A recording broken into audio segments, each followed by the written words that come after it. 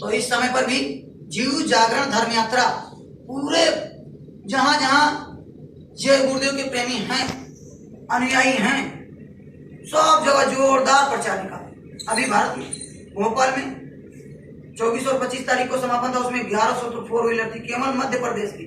फिर इस तरह से अपने नेपाल में भी हमने पिछली बार भी बताया सब तरफ। ये बाबा जी कल खोल करके परसों बताए सुबह, मैं आपको सत्संग भेज सकता हूँ, आप सुन लीजिएगा। परम पूज्य बाबा जी ने बताया कि जब बहुत पाप होने लगता है, जब ज्यादा लोग मरने को होता है, तो बचाने के लिए महात्मा महापुरुष इस तरह का प्रचार प्रसार निकलवाते हैं। मैं इसलिए बताना चाहता हूँ कि जहाँ पर प्रचार प्रसार होता है वहाँ पर बहुत बचत हो जाती है, जहाँ पर लोग लग जाते हैं। तो आप इस समय पर परम पूज्य बाबा उमाकांत जी महाराज ने आपके यूएई में भेजा है, और गुरु महाराज की कृपा से आप सब लोग बराबर यहाँ पर आ रहे हो।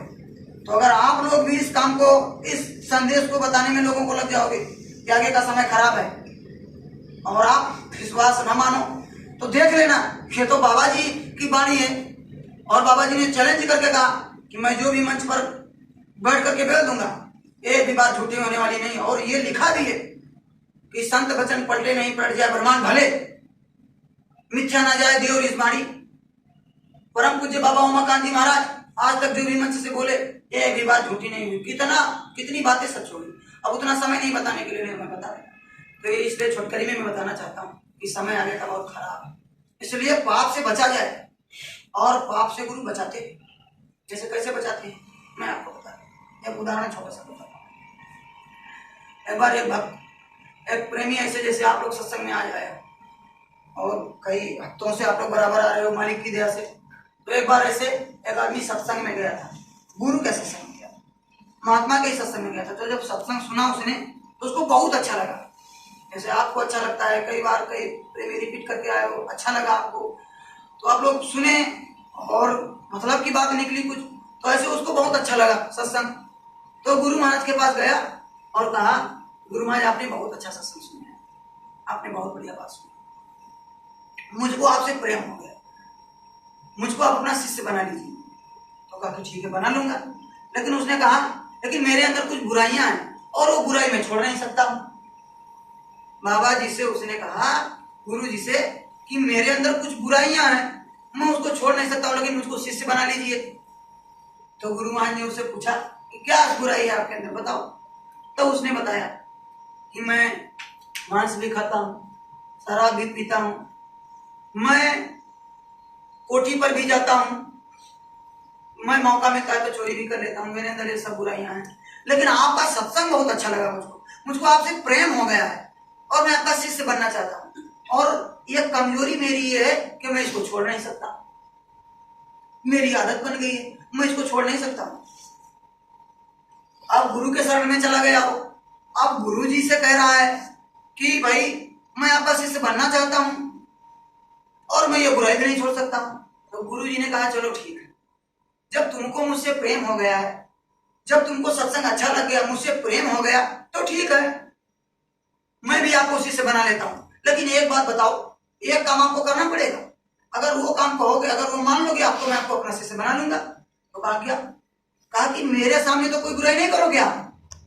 आपके सामने सोचना ये कहाँ है, फिर ये कुटिया में रहेंगे, मैं अलग कर लूंगा। तो कहा कि अच्छा आपके सामने तो ठीक है, मैं आपके सामने कोई बुरा कर्म नहीं करूंगा। उसने कहा शिष्य ने कि मैं आपके सामने कोई बुरा कर्म नहीं करूंगा। तो कहा तो ठीक है, अब आप ये संकल्प ले लो आज से कि मेरे सामने कोई बुरा कर्म नहीं करोगे, मैं आपको शिष्य बनाता हूँ।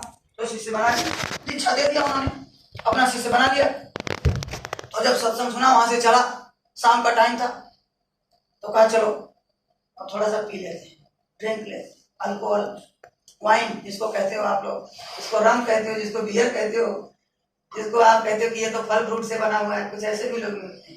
अरे छोड़ा, दारू तो उससे बना है, लेकिन ये बियर है, ये रम है, ये तो फल फ्रूट के रस से बना है, ये तो जूस है। जूस नहीं है, वो आपके बुद्धि को बेकार करता है, आपके नस को डैमेज करता है, आपकी किडनी को खराब करता है, आपके फेफड़े को खराब करता है। अगर अच्छा होता तो बाहर क्यों लिखा रहता कि हानिकारक है स्वास्थ्य के लिए, लिखा रहता कि नहीं लिखा रहता? जान करके आप अनजान बनते हो। तो उसने सोचा, मैं तो बता दे रहा हूँ आपको, तो उसने सोचा कि चलो पी लेते हैं, चलो पी लेते हैं। अरे बाबा जी थोड़ो यहाँ है, बाबा जी ने कहा था मेरे सामने मत पीना, अब चलो पीते हैं, क्योंकि वो बुराई उसके अंदर था। तो गया पीने के लिए उस दुकान में। तो जब दुकान में जैसे घुसा, जैसे अंदर हिला, तो देखा कि बाबा जी वहां पहले से बैठे, वो गुरु जी वहां पहले से बैठे। थोड़ा और नजदीक गया, देखो अरे ये तो वही गुरु जी हैं। तो मैंने तो वादा किया था कि भाई गुरु जी के सामने नहीं पीना है, गुरु जी के सामने बुराई नहीं करेंगे, तो चलो चलो निकलो। तो निकल आया उस ठेके से, कहा कि अब नहीं पिएंगे भाई, आज अब गुरु जी बैठे कैसे पिएंगे। तो सोचा कि चलो थोड़ा मांस खा लेते हैं, वहां उसके वहां गए। तो जब वहां घुसे उस दुकान में, उसमें भी गए, देखे तो वहां पर भी बाबा जी बैठे हैं पहले से, वहां भी बाबा जी विराजमान, वहां भी गुरु जी बैठे हैं।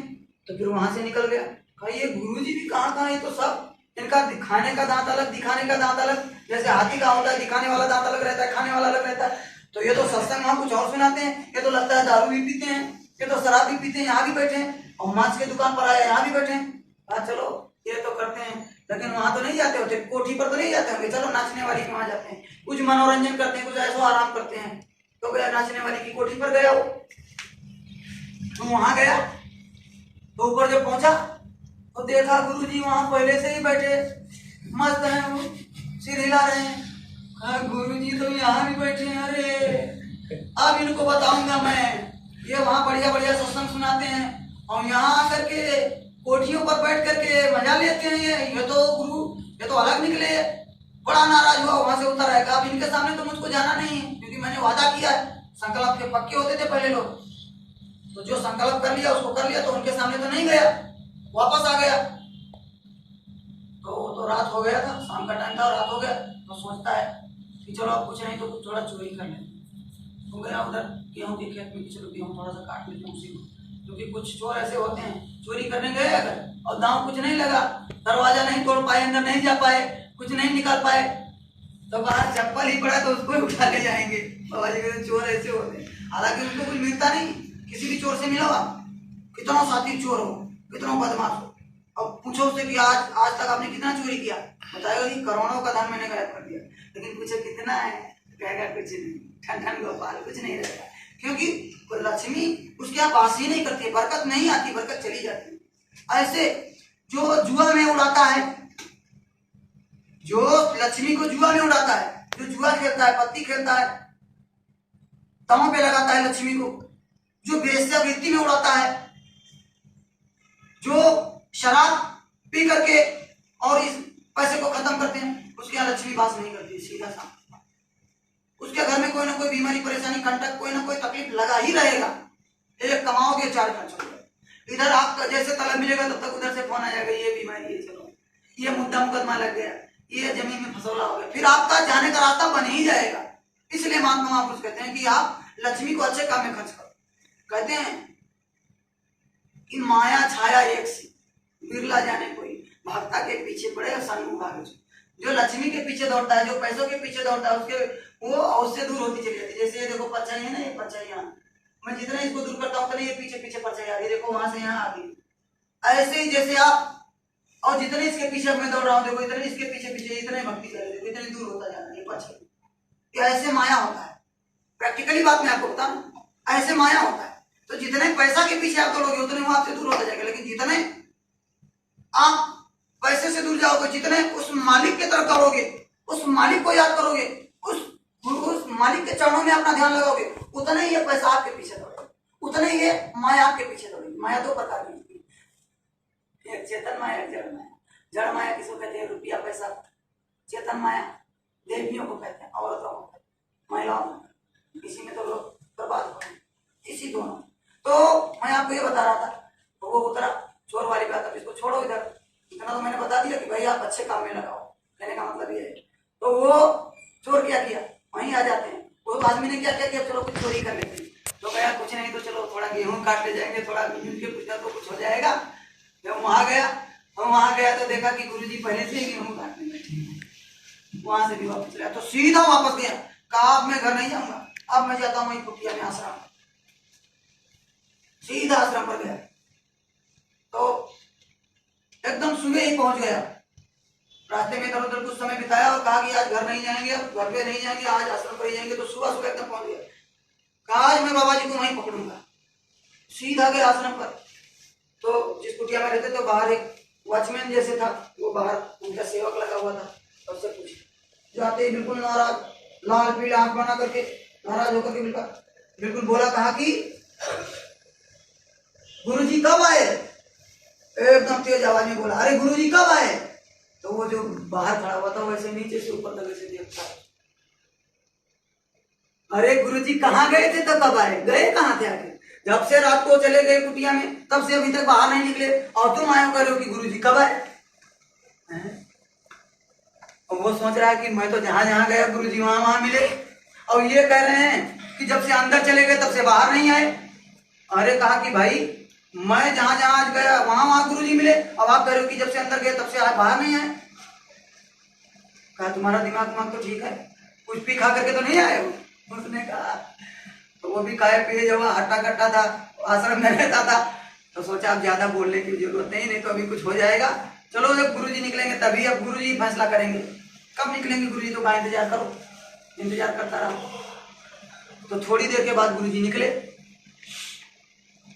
तो गुरुजी से पूछा, कहा गुरुजी, पहले प्रणाम किया, फिर पूछा गुरुजी से, कहा गुरुजी ये कह रहे हैं कि रात को जब से आप कुटिया में चले गए तब से बाहर नहीं निकले, और मैं कल आपके सत्संग से जब से गया और मैं जहां जहां गया वहां वहां आप मिले, तो बताइए ये सच बोल रहे हैं कि हम सच बोल रहे हैं? अब आप ही इसका फैसला करिए। गुरुजी से पूछा उसने। तब गुरुजी ने तब कहा कि दोनों लोग सच बोल रहे हो। तो कहा दोनों कैसे सच हो सकता है, दोनों लोग कैसे सच हो सकते हैं? तो कहा बताता हूं, वास्तव में मैं देह शरीर से तो जब से चला गया अंदर तब से मैं बाहर नहीं निकला, लेकिन मैंने तुमसे एक संकल्प कराया था कि तुम मेरे सामने कोई गलती नहीं करोगे, और तुमने संकल्प लिया था और तुमको मुझसे प्रेम हो गया था, और तुमने कहा था तुम इसको अपना शिष्य बना लो। तो मैं तो शिष्य उसी को बनाता हूँ जो बुराई छोड़ देता है, तो आपने बुराई को छोड़ा नहीं था।